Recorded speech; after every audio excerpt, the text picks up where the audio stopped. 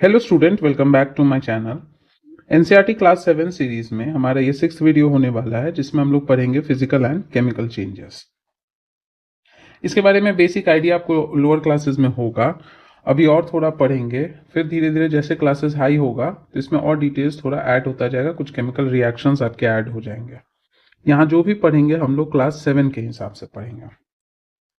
तो क्लास 7 के हिसाब से जिस तरीके से आपका पॉइंट्स है उसको ध्यान में रखते हुए, मतलब सिंपल से समझिए कि इस चैप्टर का नाम ही है फिजिकल एंड केमिकल चेंजेस।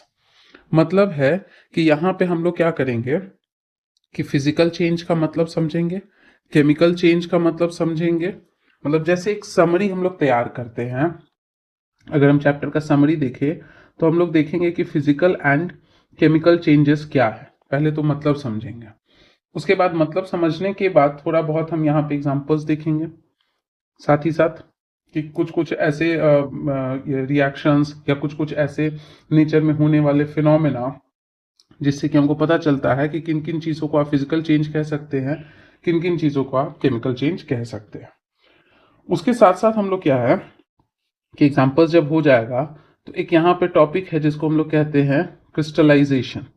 इस चैप्टर में दिया है कि क्रिस्टलाइजेशन का सिमिलरली मतलब क्या है और उसका एग्जाम्पल क्या है, हम कैसे इसको परफॉर्म कर सकते हैं। दूसरा चीज हम यहाँ पे पढ़ेंगे रस्टिंग, और कुछ आपके एक्टिविटीज दिए हुए हैं जो कि आपको याद करने का जरूरत नहीं है, बस वो समझाने के लिए, क्योंकि बच्चे क्लास का चैप्टर है तो उसमें बच्चों की तरह समझाने के लिए, कुछ क्यूरियोसिटी जगाने के लिए क्या होता है कि छोटे छोटे एक्टिविटीज दिए होते हैं। जैसे मान लो एक पेपर है, उसको काटो, काट के बताओ कि उसमें क्या चेंजेस आया। तो उसका साइज में चेंजेस आया, लेकिन उसका जो केमिकल नेचर है वो अभी भी वही है, पेपर वाला ही है।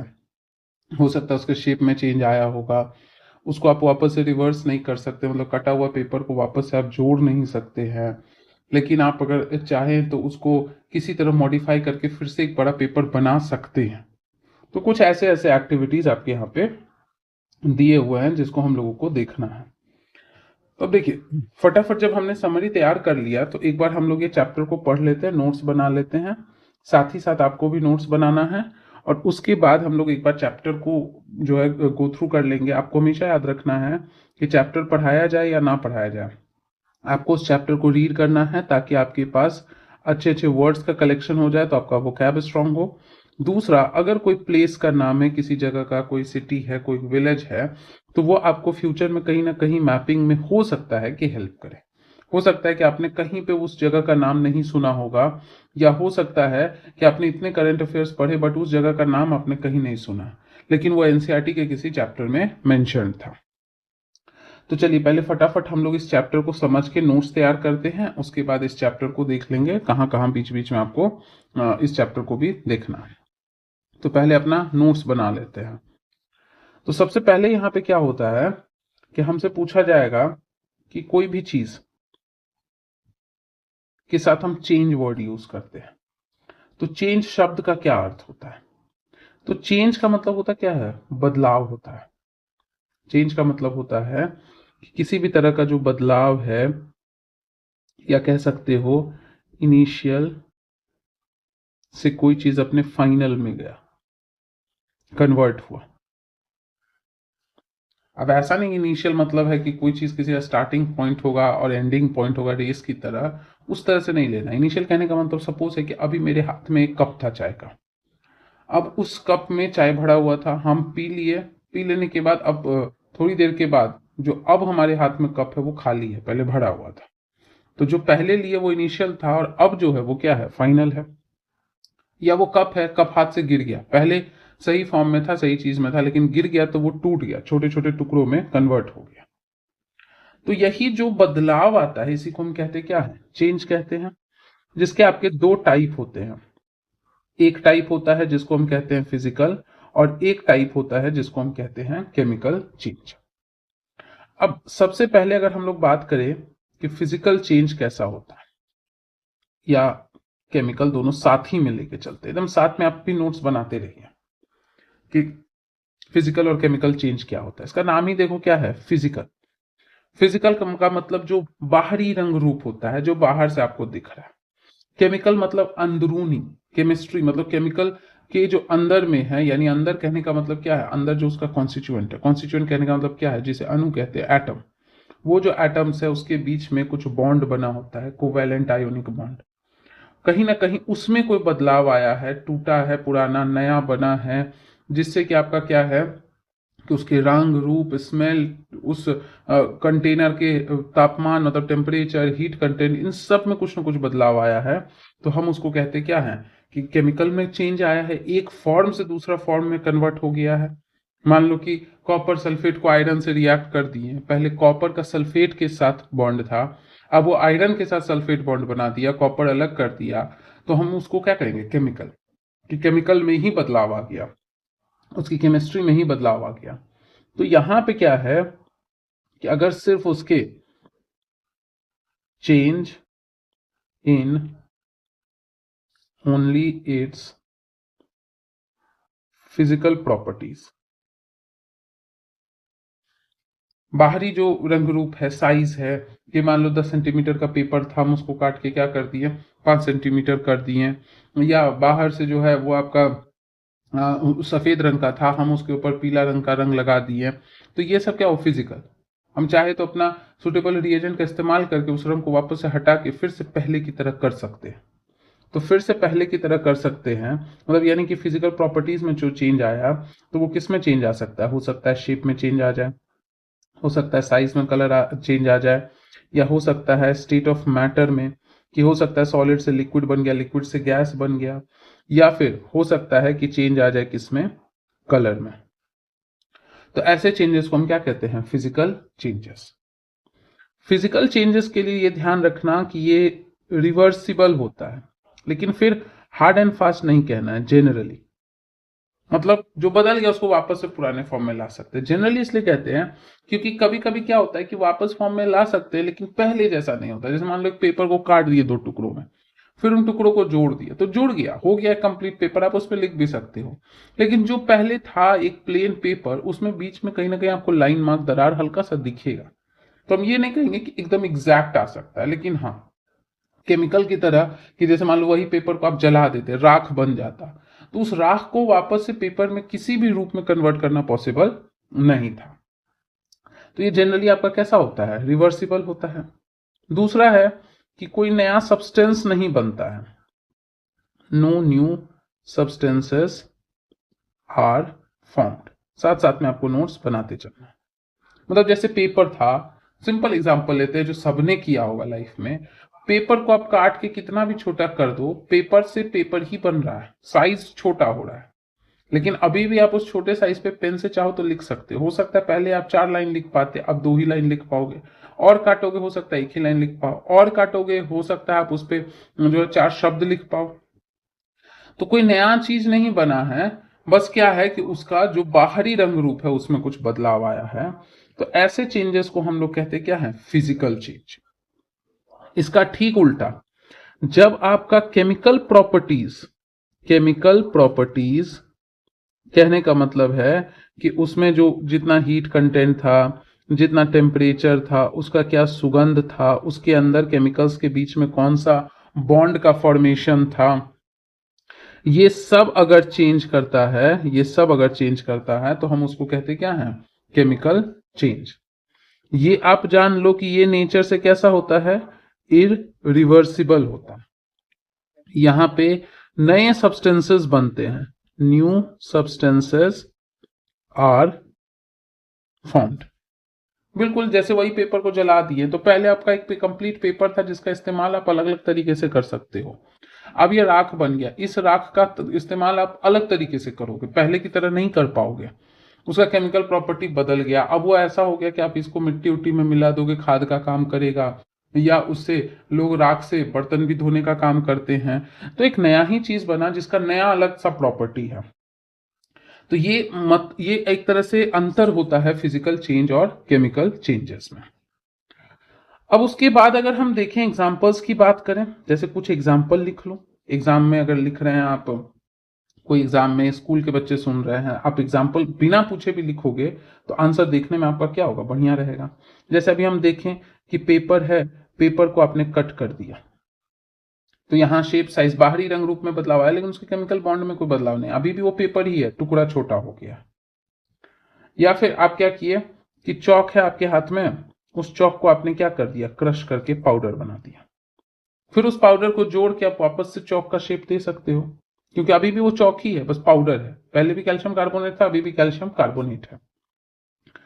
आइस है वो मेल्ट कर गया, या वाटर है वो चेंज कर गया वेपर में, वेपर बना, उसको फिर ठंडे परत पे रख दो तो कंडेंस होकर पानी बन जाएगा, उसको फिर फ्रिज में डाल दो तो वो जम जाएगा, बर्फ बन जाएगा। या फिर उसके बाद अगर आप देखें तो मेल्टिंग ऑफ कैंडल। ध्यान रहे हम यहां मेल्टिंग यूज कर रहे हैं, पिघलना, मोम पिघल गया, पिघल के वो लिक्विड बनता है, फिर जमता है तो सॉलिड बन गया, उसमें धागा डाल के फिर से एक नया कैंडल बना सकते हो। तो पिघलना फिजिकल चेंज है, लेकिन बर्न होना, बर्निंग ऑफ कैंडल मतलब जल जाना, बर्निंग मतलब उसका जो थ्रेड था ना कैंडल में, जो वो धागा था वो जल गया, जल के वो राख बन गया, उड़ गया, वेपोराइज हो गया। अब उस चीज को वापस से पहले की तरह आप कॉटन का थ्रेड नहीं बना सकते हो। तो इसीलिए हम लोग कहते क्या है कि जलने वाला जो पार्ट है कैंडल का वो केमिकल है, लेकिन जो वैक्स का पिघलना है, जो वैक्स का पिघलना है वो क्या है, आपका फिजिकल चेंज है। यहां पे आपका क्या होता है कि अगर हम एग्जांपल्स की बात करें तो एग्जांपल के तौर पे कोई भी केमिकल रिएक्शन का नाम आप ले लो, केमिकल रिएक्शन, जैसे फॉर एग्जांपल आयरन रस्ट कर गया, आयरन आपका क्या है, रिएक्ट किया ऑक्सीजन के साथ, वाटर के साथ, और वो उसका आयरन ऑक्साइड बन गया, उसको रिवर्ट बैक करना पॉसिबल नहीं है। या फिर मान लो आप बर्निंग कर दिए, burning of aluminium, magnesium, oxygen के प्रेजेंस में एल्यूमिनियम मैग्नीशियम जल के अपना अपना ऑक्साइड्स बना दिया। ऑक्साइड का अलग प्रॉपर्टी है, अलग स्मेल है, अलग टेक्सचर है, उसका एल्यूमिनियम का अलग बॉन्ड था, वो ऑक्साइड के साथ बॉन्ड बना दिया, बॉन्ड में अंतर आ गया तो केमिकल चेंज हो गया। या फिर आपका देखो कि कोई भी ऑक्साइड है, बेसिक ऑक्साइड है, उसको आप वाटर के साथ ट्रीट करके उसका हाइड्रोक्साइड बना दिए, उसका हाइड्रोक्साइड बना दिए। तो ये सब कुछ भी जो केमिकल चेंजेस, केमिकल रिएक्शन है, वो सब आपका क्या कहलाएगा, केमिकल चेंज का एग्जांपल। कि उसका जो पुराना जो बॉन्ड था आपस में, मान लो अभी हम एग्जांपल दिए कि मैग्नीशियम के अपने जो है बॉन्डिंग पैटर्न थे, अब उसको आप ऑक्सीजन की प्रेजेंस में हीट कर दिया, अब मैग्नीशियम और ऑक्सीजन दोनों एक दूसरे के साथ बॉन्ड बना लिया, अब बन गया मैग्नीशियम ऑक्साइड। या उससे भी सिंपल एग्जांपल ले लो, हाइड्रोजन गैस है, ऑक्सीजन आपका गैस है, और जब आप उस दोनों को मिक्स करोगे सुटेबल कंडीशन में तो बन जाएगा H2O, पानी, जो कि आपका लिक्विड स्टेट में कॉमनली एग्जिस्ट करता है। तो ये सब केमिकल चेंज हो गया।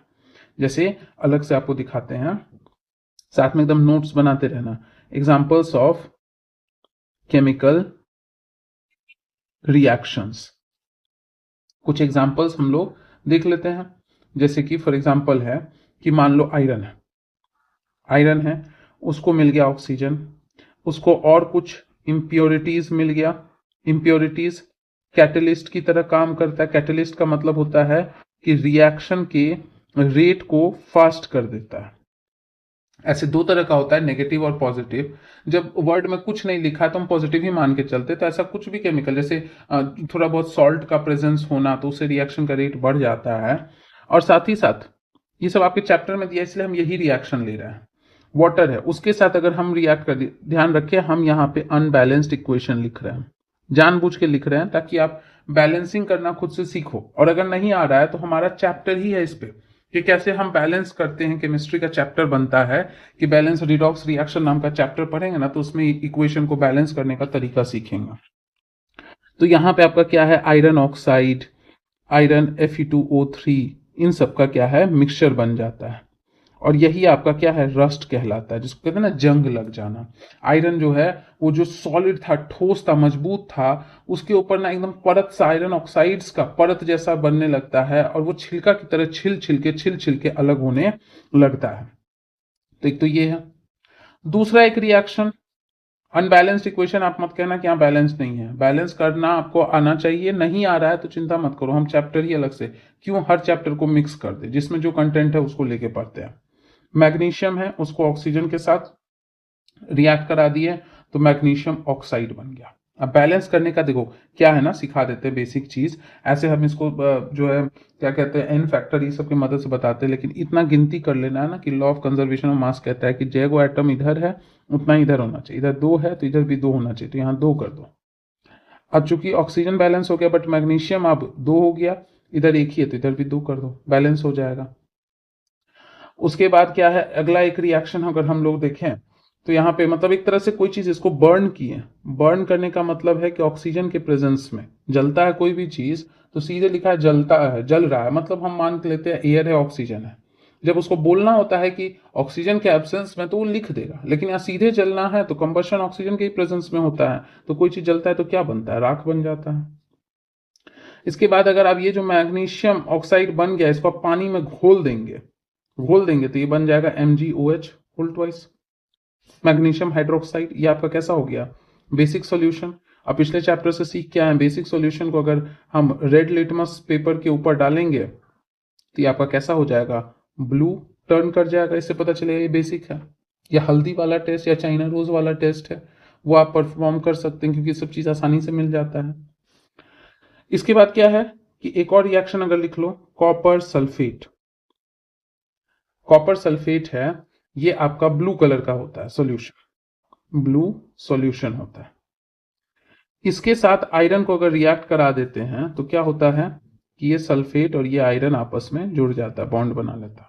ये भी बॉन्ड बनाने का तरीका हम लोग सीखेंगे, अभी बहुत सारे चैप्टर्स है, तो ऐसा नहीं कि यहीं पे सब कुछ सीख जाना, यहाँ पे पहले सीखो कि फिजिकल केमिकल का क्या मतलब है। उसके बाद धीरे धीरे और हायर क्लास होगा तो हम इसमें क्या करेंगे, जो रिएक्शन सीखे हैं उसको कैसे रिएक्ट करता है, आयोनिक बॉन्ड बनता है कि कोवैलेंट बॉन्ड बनता है वो सीखेंगे। फिर हम लोग रिएक्शन बैलेंस करना सीखेंगे, तो ऐसे ही धीरे धीरे हर चीज सीख जाएंगे। तो ये बना दिया iron sulphate and plus copper अलग हो गया। अब ये ग्रीन कलर का सॉल्यूशन हो गया, ग्रीन सॉल्यूशन।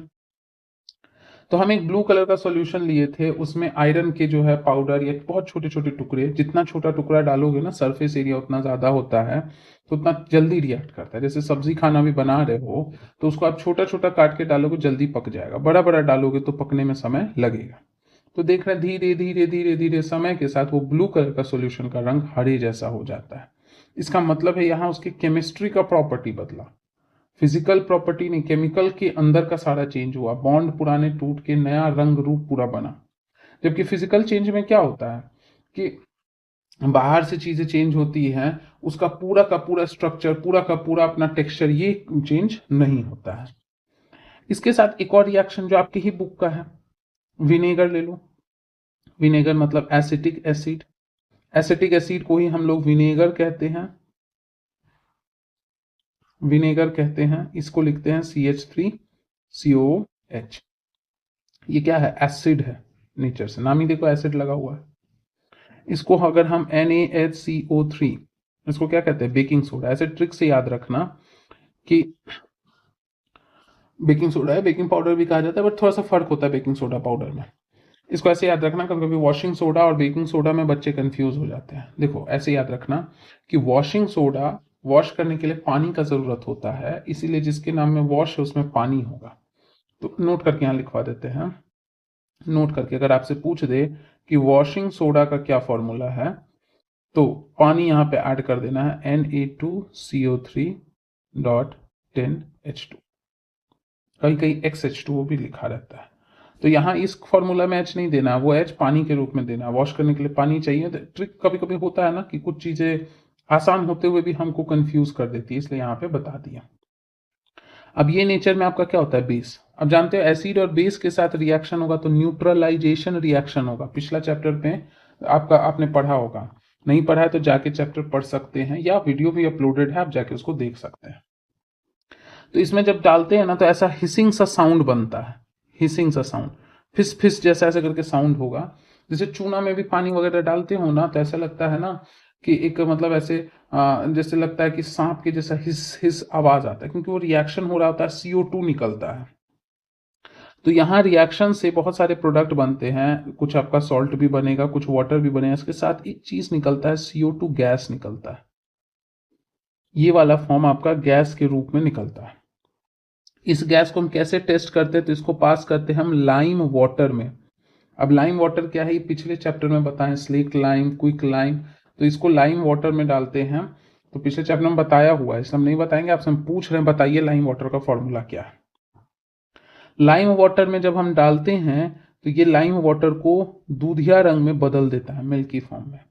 मिल्की क्यों बनता है, क्योंकि कैल्शियम कार्बोनेट बन जाता है, ड्यू टू कैल्शियम कार्बोनेट। अब यहां से इतना तो पता चल गया लाइम वाटर है क्या। उसमें कैल्शियम तो पक्का होगा, अब आपको कमेंट में बताना है कैल्शियम ऑक्साइड होता है कि कैल्शियम हाइड्रोक्साइड होता है। तो कैल्शियम कार्बोनेट चूना जैसा टेक्सचर का होता है, तो अब पानी में अगर आप चूना डालते हो तो कैसा होता है, व्हाइट व्हाइट सा जो है क्लाउडी अपीयरेंस आता है, उसी को हम मिल्की अपीयरेंस या दूधिया अपीयरेंस कहते हैं।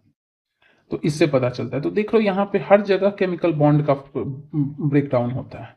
यहाँ पे एसिड के अपने बॉन्ड्स लिए थे, बेस के अपने बॉन्ड्स लिए थे, कहीं CO2 नहीं था, बट अब जो है बॉन्ड मॉडिफाई करके अब आपका CO2 निकला, बाकी सॉल्ट निकले, बाकी आपका वाटर निकला। अब इस CO2 को जब आप लाइम वाटर में डाले तो उसका अपना बॉन्ड था, उस बॉन्ड को जो है तोड़ के CO2 उस कैल्शियम के साथ जुड़ के कैल्शियम कार्बोनेट बना के एक नया बॉन्ड बनाया, जिसका कलर भी अलग था, जिसका टेक्सचर भी अलग था, हीटिंग जैसा, जैसे चूना पे पानी डालोगे ना तो ऐसा गरम गरम लगेगा। पहले क्या था, नॉर्मल टेम्परेचर पे था, जब एसिड बेस को मिलाया तो सोल्यूशन में आपको गर्मी सा महसूस हुआ, क्योंकि हीट जो है उसके बॉन्ड में जो स्टोर था वो बाहर निकलना शुरू हो गया। तो ये सब चीज, उसका रंग रूप बॉन्ड एकदम से नया कोई चीज बन गया, तो हम इन सब को क्या कहते हैं, केमिकल रिएक्शन कहते हैं। तो ये सारा चीज आपका कहलाता है केमिकल रिएक्शंस। तो ये सब तो एग्जांपल हो गया आपका किसका, केमिकल रिएक्शंस का। इसके साथ साथ केमिकल रिएक्शन में आपका केमिकल फिजिकल में एक अलग से प्रोसेस ही है, हमको पढ़ना है, जिसको हम लोग कहते क्या है, रस्टिंग ऑफ आयरन। जंग लग गया, खराब हो गया। पहले तो ये आप जान लो, ये डिग्रेडिंग प्रोसेस है, डिग्रेडिंग प्रोसेस ऑफ आयरन। खराब कर रहा है, क्वालिटी खराब कर रहा है, वजन उसका कम कर रहा है, क्योंकि उसका जो आयरन कंटेंट है वो ऑक्साइड बन बन के टूट टूट के छिलके के रूप में निकल के डिस्ट्रॉय हो रहा है। दूसरा चीज आप ये ध्यान रखना कि ये आपका कैसा है, ये है केमिकल रिएक्शन। एकदम साथ में नोट्स बनाते जाओ, आप साथ में बनाते जाओगे ना तो आपकी लिखने की प्रैक्टिस होगी, आपको समझ भी ज्यादा आएगा, याद भी ज्यादा रहेगा। शुरू में आपको लगेगा कि ये मेरे लिए बहुत मुश्किल ये हो रहा है, टाइम टेकिंग है, लेकिन यही टाइम टेकिंग प्रोसेस आपके लिखने की स्पीड को बढ़ाएगा। वरना PDF से रीड करना टीचर के लिए भी आसान होता है और स्टूडेंट के लिए भी वीडियो खत्म करना आसान होता है। तो यहाँ खत्म नहीं करना है, खत्म इस तरह से करना है कि वो आपके दिमाग में भी सेट हो। जब आप सुनोगे, जब आप एग्जाम्पल समझोगे या साथ में लिखोगे, तो वो चीज़ आपको शायद बिना रिवाइज के 2 दिन तक याद रहे। लेकिन आप सीधे सुनते जाओगे, PDF देखते जाओगे, वो हो सकता है कि 2 घंटे में आप भूल जाओ। तो ये अपने अपने फायदे की चीज़ है, बाकी आपकी चॉइस है, पूरा दुनिया खुला है, आपको जहां से अच्छा लगे वहीं से चीज़ें समझिए। उसके बाद क्या हो रहा है कि इस तरीके से ये आपका क्या करता है, इसको कुछ चाहिए कंडीशंस, एसेंशियल फॉर रस्टिंग। जंग लगने के लिए कुछ हालात बनाने पड़ते हैं। तो अब पहले ही बता चुके, इसके लिए आपको ऑक्सीजन चाहिए, इसके लिए आपको मॉइस्चर चाहिए। मॉइस्चर कहने का मतलब है वाटर वेपर। अब वाटर वेपर क्या है, कुछ नहीं है, पानी ही है, बस वो वेपर फॉर्म है, उसका स्टेट बदला हुआ है, लिक्विड से वो गैस के फॉर्म में, या पानी। इसलिए कहा जाता है ना कि लोहा के सतह पे, आप घर में सुनते हो मम्मी कहती हो कि पानी ज्यादा मत लगाओ, पानी ज्यादा मत गिराओ, जंग लग जाएगा। अपने अपने घर में कहीं ना कहीं खिड़की, उसके रॉड, कुछ ना कुछ आर्टिकल्स देखे होंगे जिसमें जंग लगता है। तो ये जरूरत है, प्लस सॉल्ट्स अगर रहे तो रिएक्शन का रेट और भी ज्यादा क्या हो जाता है, फास्ट हो जाता है। तो इसी वजह से कहा जाता है ना कि दैट इज वाई, आप देखोगे, that is why rusting is faster in coastal areas. समुद्री इलाके में, समुद्र के किनारे में, उन सब में देखोगे रस्टिंग ज्यादा दिखता है। नाव वाव सब में जो आपका आयरन का ऑब्जेक्ट लगा होता है बहुत जल्दी रस्ट हो जाता है, क्योंकि समुद्री पानी खारा पानी है, वहां से सॉल्ट भी मिल जाता है। समुद्र है तो लगातार वेपोराइज होकर एक ह्यूमिडिटी बना ही रहता है। अब बाकी एटमोसफेयर में तो 21% ऑक्सीजन है ही। तो ये हालात समुद्री इलाके में काफी मिलते हैं, इसीलिए रस्टिंग बहुत आसान होता है। तो अब देखो रस्टिंग तो हो गया, रस्टिंग है क्या? रस्ट अगर आपसे पूछ दे तो कहना mixture of FeO and Fe2O3। Iron जानते हो ना, आयरन आपको पता होगा कि वेरिएबल वैलेंसी होता है। आयरन आपका फेरस के फॉर्म में भी एग्जिस्ट करता है, जिसको हम Fe2 प्लस मतलब जिसका वैलेंसी 2 है, एंड फेरिक के रूप में भी एग्जिस्ट करता है, जिसको हम कहते हैं Fe3 प्लस। ऑक्सीजन तो जानते हो 2 है, तो अगर आप देखो कि आयरन +2 के फॉर्म में, ऑक्सीजन तो -2 के फॉर्म में रहता ही है, -2 इधर आएगा, ये इधर आएगा, तो Fe2O2, जिसको आप कैसे लिख सकते हो FeO। अब अगर 3 है तो Fe3 प्लस O2 माइनस तो है, ये इधर जाएगा तो क्या हो जाएगा Fe2O3, फेरिक ऑक्साइड।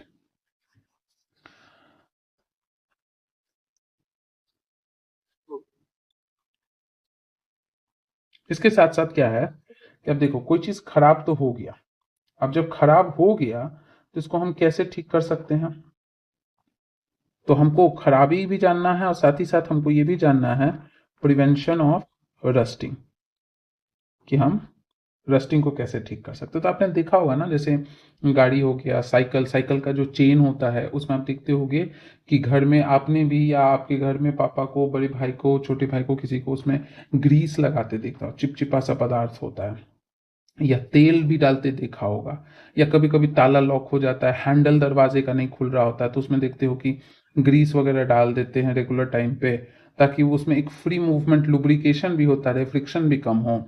और साथ ही साथ कभी कभी रस्ट हो जाने की वजह से भी सामान लॉक हो जाता है, फंस जाता है, ठीक से खुलता नहीं रहता है, तो उससे भी बचाव रहे। तो हम एक काम कर सकते हैं, कोट कर सकते हैं, coating of iron objects with grease, चिपचिपा पदार्थ, या कह सकते हो ऑयल, सो दैट, क्योंकि ये नॉन पोलर सब्सटेंस है या चिपचिपा पदार्थ है, वैक्सी लेयर है, वो क्या करता है ना कि ऑब्जेक्ट और बाहरी जो पानी ऑक्सीजन है उसके बीच में एक बैरियर का काम करता है, क्योंकि इसको पानी से बैड होता है, इसके ऊपर पानी डालोगे तो ऊपर ही रह जाएगा, नीचे नहीं अब्सॉर्ब होगा, इसको पास नहीं कर सकता है।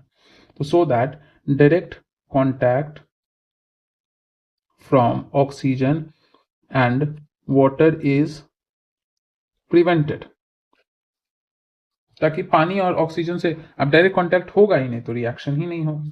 या कभी कभी हम पेंट भी कर देते हैं, अप्लाई पेंट ऑल्सो। देखते हो आयरन के ग्रिल पे क्या होता है, प्राइमर लगा दिया जाता है, फिर आप देखोगे कि उसके ऊपर कुछ अपने पसंद के रंग का पेंट डाल देते हैं, क्योंकि पेंट भी यही काम करता है कि ऑक्सीजन वाटर से उसको क्या करता है, प्रोटेक्ट करता है। या हम कर सकते हैं एक चीज, एक रिएक्शन जिसको हम लोग कहते हैं गैल्वेनाइजेशन। गैल्वेनाइजेशन का मतलब होता है apply layer of zinc on iron surface. इसका दो काम, पहला काम तो ये कि ऑक्सीजन इससे ये करना है, कांटेक्ट में नहीं आने देना है। क्यों? क्योंकि क्या होता है ना कि जिंक जो है Zn is more reactive, hence it forms sacrificial layer. Sacrificial layer कहने का मतलब है कि अगर ऑक्सीजन और वाटर आया भी तो एक तो लेयर है और वो अंदर तक तो जा नहीं पाएगा, आयरन तक ऑक्सीजन और वाटर आया तो जिंक चूंकि आयरन से ज्यादा रिएक्टिव, खुद ही रिएक्ट करके वो सारे ऑक्सीजन और वाटर को खुद ही खा जाएगा, आयरन तक जाने ही नहीं देगा, मतलब खुद को कुर्बान करके आयरन को प्रोटेक्ट कर लेगा। लेकिन हाँ, ये रेगुलर इंटरवल पे डालना होगा, क्योंकि जब सारा रिएक्ट करके सारा जिंक खत्म हो जाएगा तो फिर तो एक्सपोज हो जाएगा आयरन, तो इस एक्सपोज चीज को बचाने के लिए वापस एक और लेयर जिंक का लगाना पड़ेगा। इसी प्रोसेस को हम लोग कहते हैं क्या है, गैल्वेनाइजेशन। इसके साथ साथ एक इलेक्ट्रोप्लेटिंग का भी प्रोसेस होता है, जो हम लोग हायर क्लास में पढ़ेंगे, अभी नहीं जिक्र है तो छोड़ देते हैं, बस नाम जान लो, सुनोगे तो समझ इतना होना चाहिए कि हाँ ये शब्द सुने हैं। इलेक्ट्रोप्लेटिंग नाम का भी सरफेस होता, ये प्रोसेस होता है जिससे हम लोग क्या कर सकते हैं, प्रोटेक्ट कर सकते हैं। दूसरा, मेटल को का प्योरिटी बना के रख सकते हैं, प्योर चीजें जल्दी रिएक्ट नहीं करती हैं।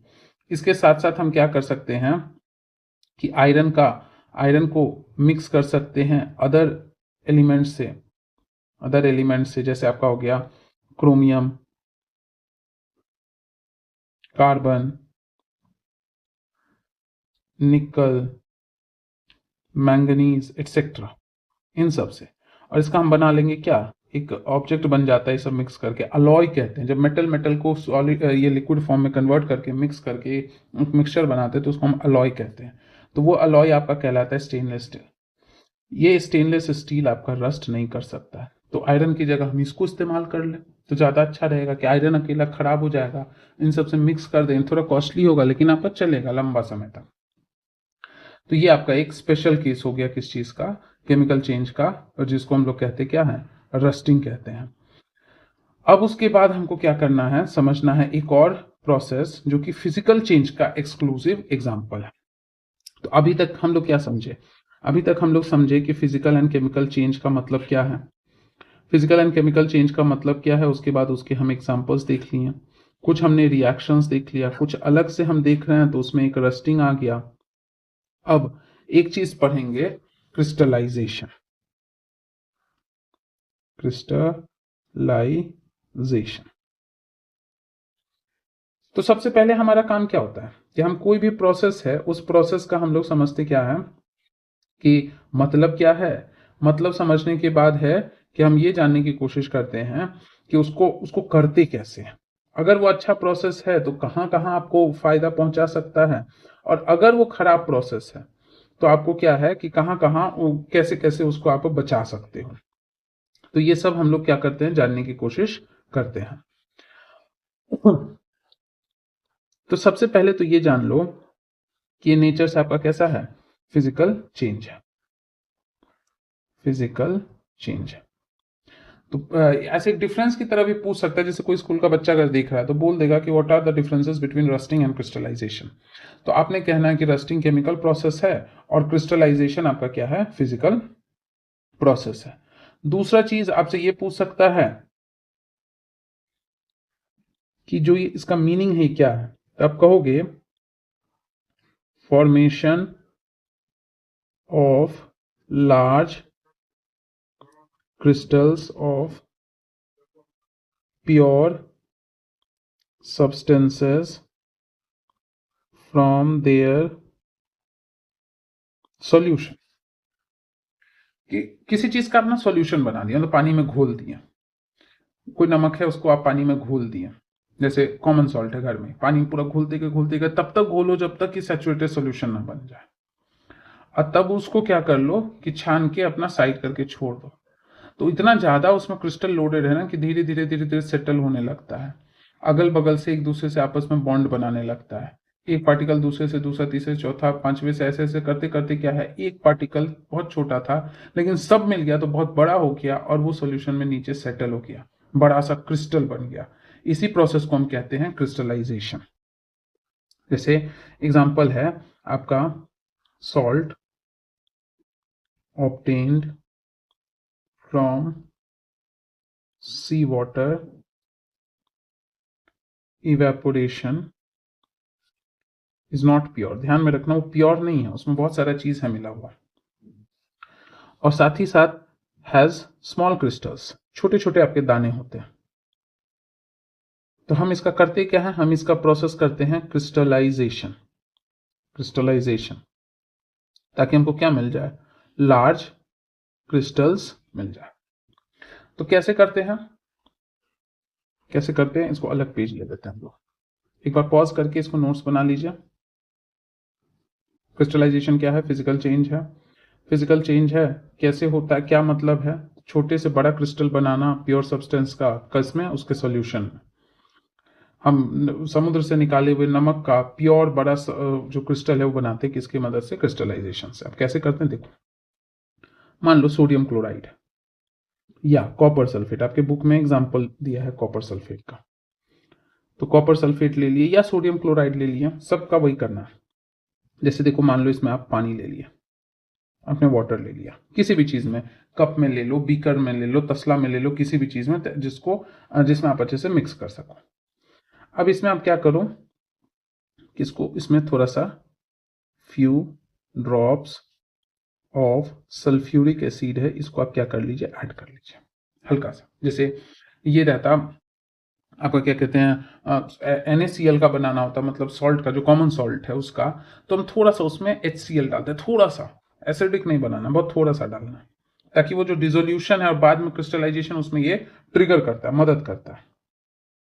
अब इसमें क्या करो कि इसमें अब जब आपने डाल दिया, अब इसमें धीरे धीरे आप कॉपर सल्फेट का जो पाउडर है या क्रिस्टल छोटा छोटा है, स्मॉल क्रिस्टल्स, उसको ऐड करो। ध्यान रहे कोई भी काम हमको साइंस में स्लोली करना, आराम आराम से, ताकि रिएक्शन हो सके, जो काम होना है वो हो सके। और साथ ही साथ इसको क्या करो, मिक्स भी करते चलो। स्टर मतलब मिक्स कर दे, एक चम्मच जैसे कुछ ले लो, उससे मिक्स करते चलो। और तब तक मिक्स करो, stir till saturated solution is formed. Saturated का मतलब अब इसके बाद कुछ नहीं मिक्स हो सकता है, एकदम लास्ट हो गया उसका, एकदम पूरा पेट भर गया, उसको कहेंगे हम सैचुरेटेड सॉल्यूशन। अब क्या किए, अब इस सॉल्यूशन को हम लोग क्या करेंगे, सॉल्यूशन इज नाउ फिल्टर्ड, छान लेंगे, फिल्टर कर देंगे और धीरे धीरे अलाउ टू कूल स्लोली। अब एक चीज ध्यान रहे, हम लोग क्या करते हैं, हीट भी थोड़ा कर लेते हैं, ताकि क्या हो ना कि ज्यादा से ज्यादा सॉल्ट डिसॉल्व कर सके, ताकि एकदम जितना अंतिम पॉइंट था सॉल्यूशन का, क्योंकि हीट करने से किसी भी लिक्विड का जो है ना डिसोल्यूशन पावर क्या होता है, बढ़ जाता है। हीट करने से टेम्परेचर एनर्जी ज्यादा है, तो वो सॉल्ट के बॉन्ड्स को तोड़ के आपस में डिसॉल्व ज्यादा कर लेता है।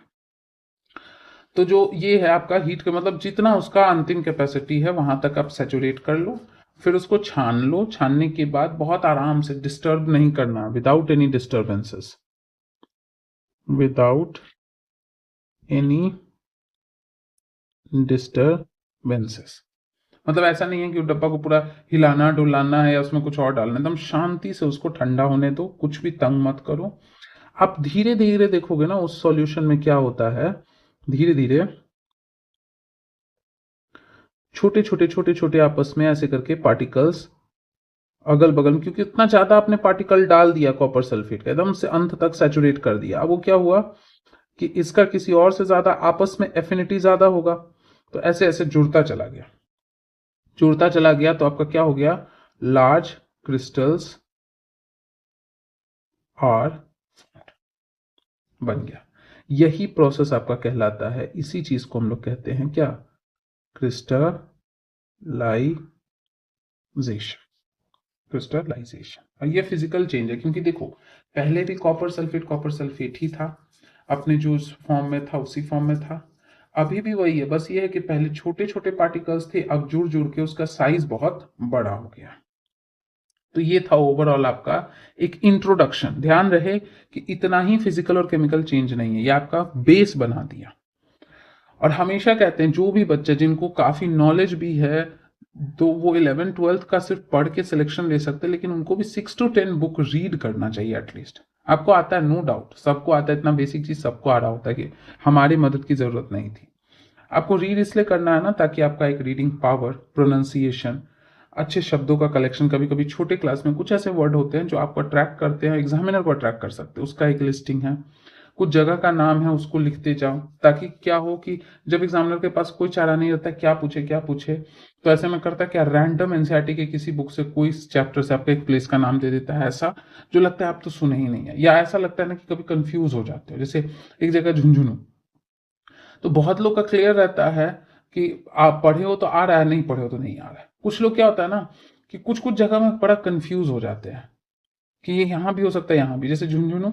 बहुत लोगों को आप देखोगे ना कि हमारे एक्सपीरियंस हमने देखा है कि बहुत बच्चे, उनको पता होता है, पढ़े होते हैं, लेकिन वो कंफ्यूज होते हैं राजस्थान में डाले या हरियाणा में डाले।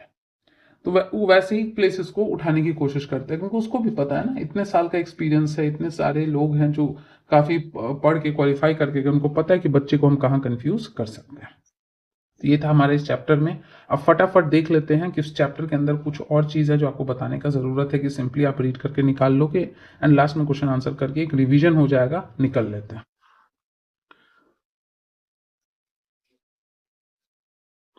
चलिए, ये सब वही चीज है जो हम लोग पढ़े थे। जहां नहीं पढ़ना है, देखो ये सब कुछ खास इंपॉर्टेंट नहीं है, वही ये पेपर को काटना है, चॉक डस्ट को मिलाना है पानी में, बर्फ लेके उसको पिघलाना है, तो सबको खाली रीड कर लेना, रीड ओनली, सब आपका नोट्स बना हुआ है। उसके बाद यहाँ पे भी वही है बॉइल्ड वाटर, ये भी आप सिंपली रीड कर लेना, ये भी वही है। अब देखो कोई भी चीज़ कर रहे हो ना तो आपको क्वेश्चन दिया रहेगा तो आपको पता है, इतना नहीं है कि आप नहीं जानते हो। ये सब भी वही है कि कुछ फ्लेम है उसके ऊपर क्या करो कि आप कोई भी चीज़ डाल के ऐसे जला लो, पिघला लो, उसको देखो क्या हो रहा है, वापस से अपने फॉर्म में आ रहा है कि नहीं आ रहा है। ये सब चीज़ आप सिंपली रीड कर सकते हो, सारा चीज़ आपका पढ़ा है। वही है रस्टिंग का आपको एग्जाम्पल दिखाया हुआ है। उसके बाद क्या है कि ये मैग्नीशियम का है। मैग्नीशियम और ऑक्सीजन को जो हम हीट करके क्या बनाते हैं, MgO बनाते हैं। तो सिंपली आप इस वाले सेक्शन को भी रीड कर सकते हैं, कुछ खास नहीं है, देखो वही चीज़ है। MgOH होल ट्वाइस है, इससे पहले आपका मैग्नीशियम और इसका मैग्नीशियम ऑक्साइड, सब अनबैलेंस्ड इक्वेशन दिया हुआ है। जानबूझ के बुक ने भी दिया है कि आगे तो उसको पढ़ाना ही है, तो सबको एक में क्यों उलझाए। फिर यहाँ पे भी वही है, ये चीज़ ध्यान में रख लेना, ये इंपॉर्टेंट है ये वाला। कभी कभी आपसे पूछ देगा कि कॉपर सल्फेट का दूसरा नाम क्या है, एक ऑप्शन दे देगा ब्लू विट्रियोल, दूसरा दे देगा नीला थोथा, तीसरा दे देगा बोथ, तो बोथ होगा। ये हम लोग ऑलरेडी पढ़ चुके हैं, तो आप इस कंटेंट को भी सिंपली रीड करो और निकलते जाओ। इसको भी आप सिंपली विनेगर वाले को भी रीड करो और निकलते जाओ। यहाँ देख रहे हो कॉपर सल्फेट ब्लू कलर का है, इसमें हम आयरन डालते गए, पाउडर है फॉर्म में या आयरन का नील है छोटा छोटा पार्टिकल, या यहाँ ब्लेड डाल दिया तो ये ब्लू से ग्रीन हो गया। तो ये सब आप सिंपली क्या करो, रीड करके आगे निकलते चले जाओ। देखो यहाँ पे उसके बाद ये देख रहे हो लाइम वाटर में CO2 पास किया गया, ये मिल्की टर्न हो गया। मिल्की क्यों टर्न हुआ, क्योंकि आप देखो यहाँ तो आपको आंसर मिल ही गया जो हम पूछे थे, कैल्शियम हाइड्रोक्साइड। तो ये सब कंटेंट आप सिंपली क्या करो, रीड करो और आगे बढ़ते जाओ। ये सारा चीज़ आपको पढ़ा दी है कि केमिकल चेंजेस में क्या क्या होता है। हो सकता है साउंड, हिसिंग साउंड अभी बना था जो विनेगर डाले थे, हीट लाइट, ये सब में जैसे अभी विनेगर हिसिंग साउंड बनता है, थोड़ा सा हीट रिलीज होता है, या फिर आपका स्मेल में बदलाव आ सकता है, कलर बदल सकता है, कुछ गैस बन सकता है।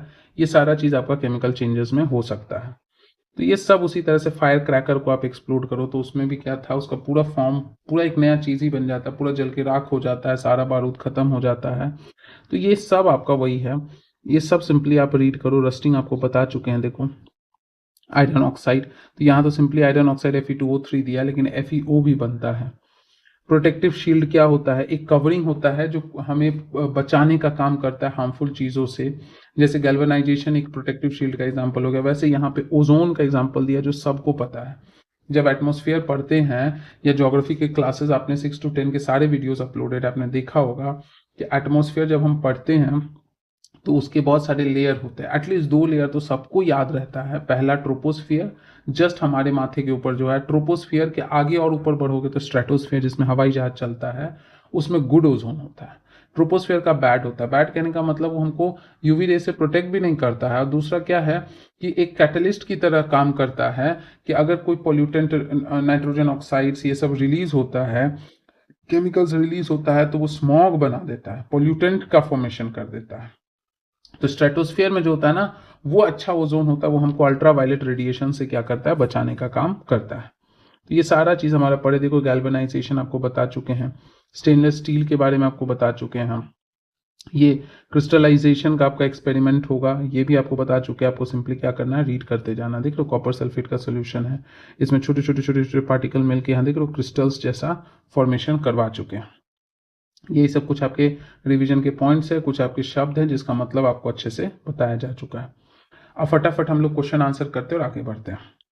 आपसे कह रहा है इस पहला क्वेश्चन में कि क्लासिफाई कीजिए कौन फिजिकल है और कौन केमिकल चेंज है।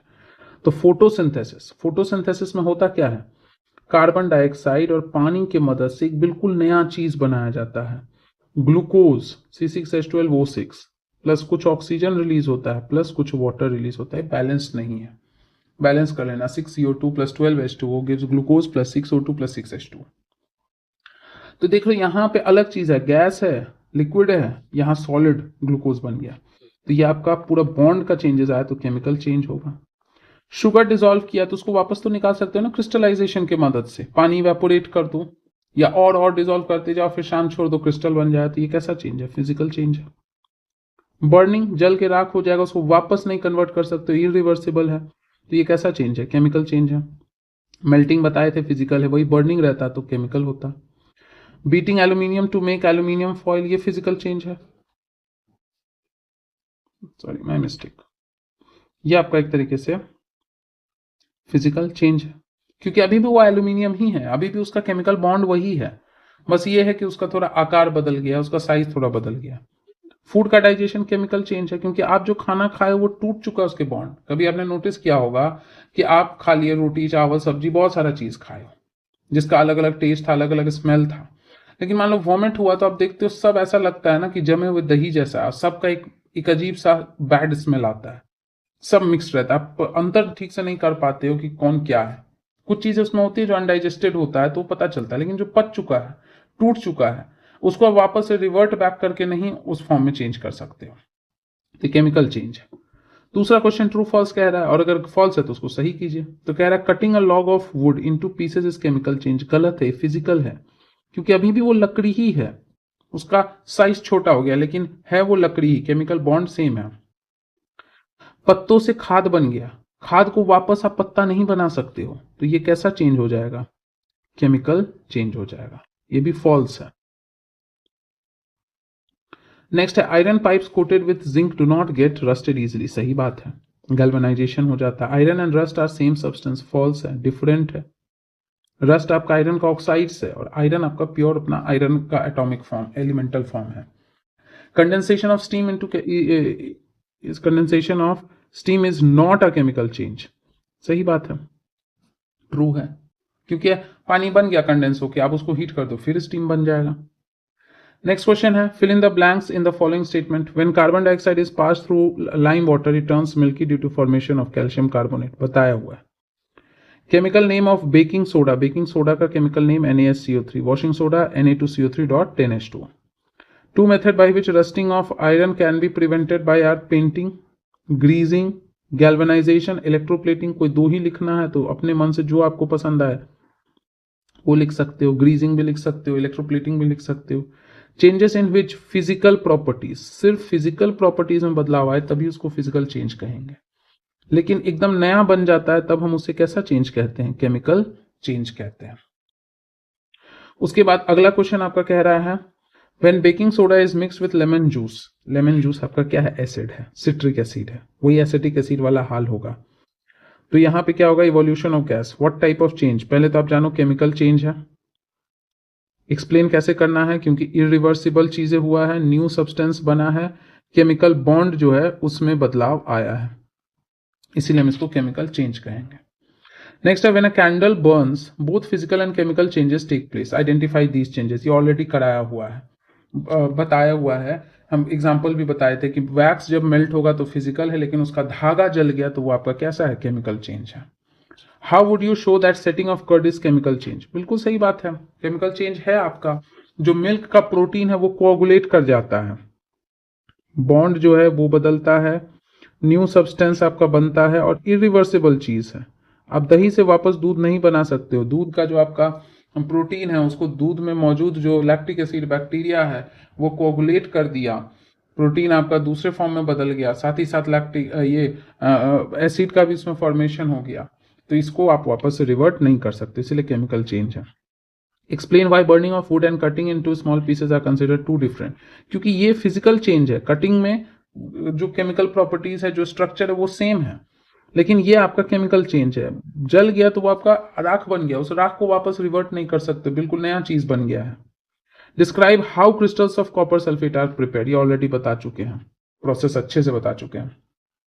Explain how painting of an iron gate prevents it from rusting. ये भी बता चुके हैं कि पेंट करने से ऑक्सीजन और वाटर के बीच का कॉन्टैक्ट टूट जाता है तो रस्ट नहीं करता, रिएक्शन नहीं होता है। Explain Y rusting of iron objects is faster in coastal area. ये भी बता चुके हैं, कोस्टल एरियाज में सॉल्ट का, वाटर, ह्यूमिडिटी का और ऑक्सीजन ये सब ज्यादा है इसलिए फास्ट है। The gas we use in kitchen is called LPG। ठीक बात है। सिलेंडर में लिक्विड फॉर्म में है, लेकिन जब सिलेंडर से बाहर निकलता है तो क्या होता है? गैस। मतलब ये वाला चेंज ए है। फिर जब वो पाइप के थ्रू हमारे बर्नर तक जाता है तो वो जलता है, जलता है तो वो चेंज बी है। तो आपको कहना है कि चेंज ए क्या है, बी क्या है। तो आप देख रहे हो चेंज ए में खाली स्टेट ऑफ मैटर बदला है, केमिकल प्रॉपर्टी वैसा ही है, लेकिन बी में तो केमिस्ट्री भी बदल गया, वो जल के कार्बन डाइऑक्साइड वाटर बन गया। तो बी आपका केमिकल चेंज है और ए आपका फिजिकल चेंज है। तो आपसे पूछ रहा है process A is chemical change, ना ये नहीं होगा। Process B is chemical change, सही बात है। कोई एक ही केमिकल है, कोई एक फिजिकल है, तो बोथ का तो ऑप्शन ही नहीं, नन का भी ऑप्शन नहीं है। अगला क्वेश्चन है, anaerobic bacteria digest animal waste and produce biogas. ये चेंज ही है, बिल्कुल केमिकल चेंज है, क्योंकि उसमें सेल्यूलोज था, उसमें आपके प्रोटीन्स थे, उसमें कार्बोहाइड्रेट के अदर फॉर्म्स थे, फैट्स थे, सब टूट के आपका एक दूसरा गैस बन गया, मीथेन, हाइड्रोजन सल्फाइड, हाइड्रोजन, ये सब गैस बन गया, एक नया चीज बना, तो केमिकल चेंज है। अब इसको आप जलाओगे तो ऑब्वियसली ये भी कैसा है, केमिकल चेंज ही है। वो फिर जलेगा तो वो शायद CO2 और वाटर निकालेगा, दूसरा और फॉर्म सब्सटेंसेस को लिबरेट करेगा। तो इसका मतलब यहाँ दोनों केमिकल चेंज है, तो आंसर क्या हो जाएगा, both process A and B are chemical changes. अब ये स्कूल के बच्चों के लिए है अपना, आप देख लेना कि क्या प्रोजेक्ट और क्या एक्टिविटीज कराया जाता है। ये वाला बहुत अच्छा एग्जाम्पल है, ये आप याद रखना कि ये जो आयरन पिलर है, ये आयरन पिलर किसके नजदीक है, कुतुब मीनार। हिस्टोरिकल और मैपिंग दोनों के लिए इंपॉर्टेंट, कहाँ है कुतुब मीनार, दिल्ली में। मैप में जाके दिल्ली को लोकेट करो, दिल्ली के आसपास का सराउंडिंग स्टेट या यूनियन टेरिटरी जो है उसको देखो। वजन ये सब नहीं पूछेगा, लेकिन हाइट हो सकता है पूछ दे, बट वजन, हाइट और कितना पुराना ये नहीं, लेकिन कहाँ है ये पूछेगा। ये कह रहा है कि नहीं रस्ट किया इतने समय से, क्योंकि ये एकदम प्योर है, because it is in pure form, इसीलिए इसका जो रिएक्शन है ये ऑलमोस्ट इनएक्टिव रहता है। तो ये चीज आप इतना ध्यान में रख लो, यही काफी है। तो इसके साथ हमारा चैप्टर खत्म हुआ। कुछ और इंक्वायरी है, डाउट है, आप जरूर कमेंट कर सकते हैं। क्वेश्चन जो पूछे थे वो कीजिए कमेंट, मिल तो गया आंसर, स्टिल कीजिए कमेंट, इंटरैक्टिव रखिए। पसंद आया तो जरूर लाइक कीजिए, दोस्तों में शेयर कीजिए, और सब्सक्राइब नहीं किया तो सब्सक्राइब कर लीजिए। मिलते हैं अगले वीडियो में बाकी के टॉपिक्स के साथ। Thank you everybody.